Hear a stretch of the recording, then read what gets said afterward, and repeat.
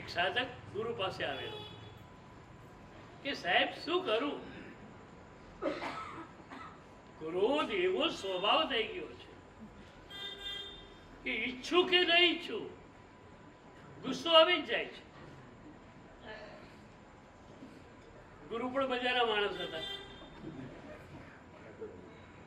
ગુરુએ કહ્યું, અચ્છા ક્રોધ તારો સ્વભાવ છે એમ?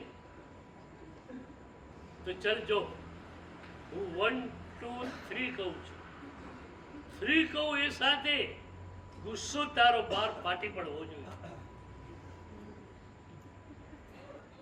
ગુરુએ કહ્યું 1 2 3 પણ ગુસ્સો થાય સીરી. પેલું કે એમ તો ગુસ્સો કેમ આવે? પણ ગુરુ કહે તું કહે છે કે મારો સ્વભાવ છે. એ સ્વભાવ હોય એને શોધવા જવો પડે.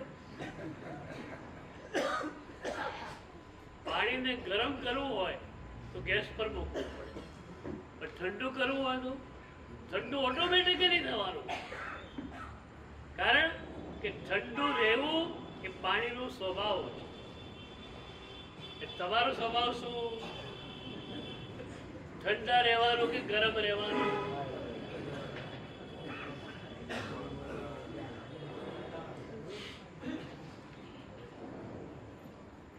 તમારો સ્વભાવ કયો?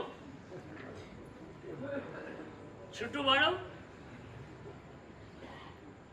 ગુસ્સો છે મારામાં, પણ ગુસ્સો મારો સ્વભાવ નથી.